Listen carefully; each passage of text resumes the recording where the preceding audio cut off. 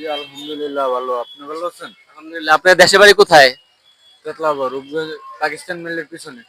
এই জায়গাটা কোন জায়গা নাম? বরপা ও, আপনার পরিবারে কয়জন? তিনজন। আচ্ছা, এখন ব্যবসা বাণিজ্য কি আগের চেয়ে কি আপনার বেশি দাম দিয়ে কিনতে হয় সবকিছু নাকি? জি সুগারির দাম বেশি, জর্দার দাম বেশি, পানের দাম একটু কম, কিন্তু সুগারি আর জর্দাটার দাম বেশি একটু। তাহলে তো টাকা ইনভেস্ট বেশি করতে হয়। জি সেই পরিমাণে লাভ কি বেশি হয় নাকি? না এখন কমই আগের চেয়ে। আগে তো বেচা কিনার অবস্থা ভালো ছিল, এখন আর ওরকম আগের মতো নাই।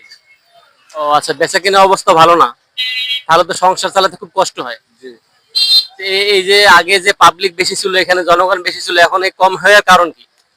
এই মেল ফ্যাক্টরি অনেকগুলা বন্ধ আছে তাই। ও, আর খাদ্যদ্রব্যের কি সবকিছু কি ঊর্ধ্বগতি, চাল ডাল থেকে শুরু করে মাছের বাজার? সবকিছুরই দাম বেশি।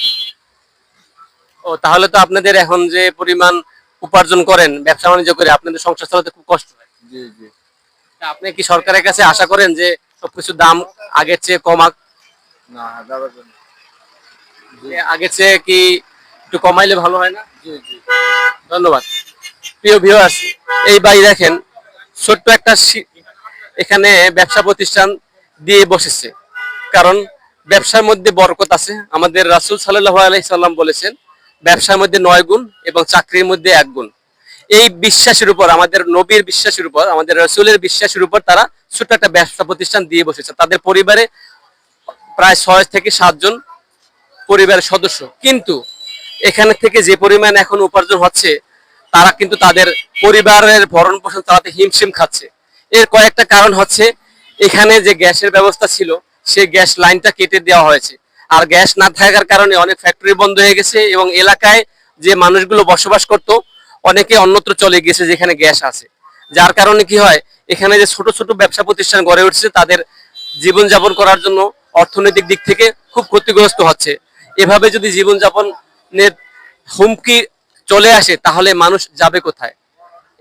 এদের তো আসলে অনেক কিছু চাওয়ার নেই, এদের অল্প পরিমাণ চাওয়া আছে। সে চাওয়াটুকু কতটুকু?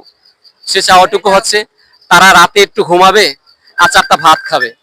তো এখন যদি এই গ্যাস লাইনটা দেওয়া হয় তাহলে এখানে ব্যবসা প্রতিষ্ঠানগুলো আবার আগের মতো উজ্জীবিত হবে এবং পাশাপাশি তাদের জীবনযাপনের জন্য বসবাস করতে ভালো হবে।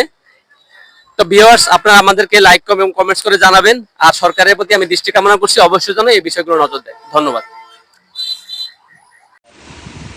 প্রশাসন যদি জনগণকে তার ন্যায্য অধিকারগুলো বুঝিয়ে দিতে পারে তাহলে জনগণ খুশি, এবং জনগণ খুশি থাকলেই একটা রাষ্ট্র সবসময় খুশিতে থাকে।